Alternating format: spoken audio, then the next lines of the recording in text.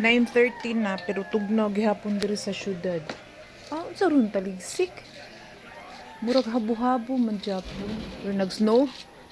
Snow diri. Cebu. Gawas ko. Kay murag gyud unsa ray gigawas no? Nag-jacket ko, nagsapop jud kog sinina kay ano, tugnaw jud siya. Nag-andar jud ang aircon diri tibuok kalibutan. So wa gyud tay kas kuryente ron.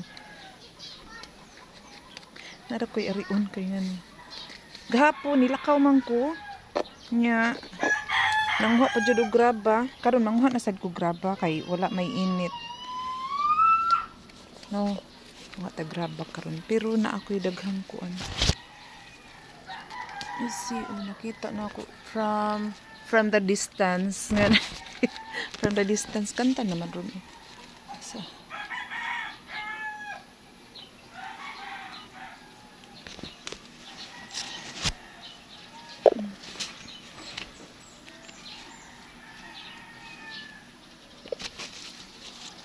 ay, aray!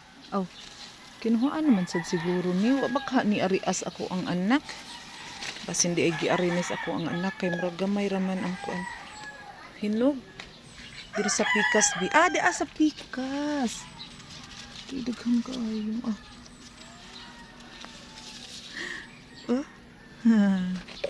Daghang sa pikas. Asa na? Maglisod na ko diri dapita kay ngano nasuok naman jud siya, naduol na siya sa duha ka kuan ba.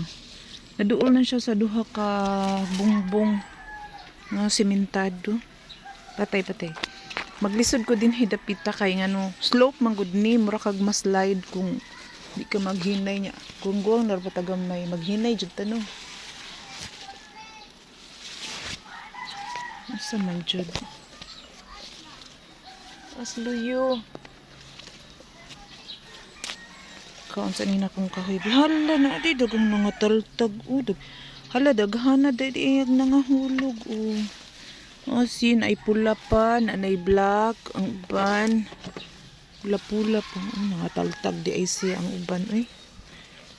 Sabi. Abi na kung di na mukaon ako ang apuan ni. Yung katong one time nga nanguha ko ani.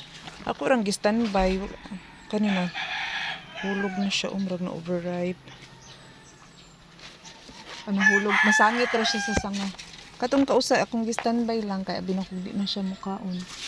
Sus mo na wala among nakit-an nga wa nay sud ang sudlanan. Wala no, dali siya mahulog. Pero ang nga ani kadaghan lamok or amigas ahak na. Nasa mga amigas kaya pa ko kahuman paakon sa tag maayo ani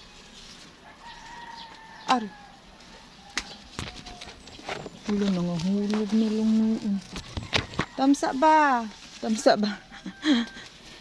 kadaghan sa amigas agay nahurot na kong kaon ahak na tamsa sa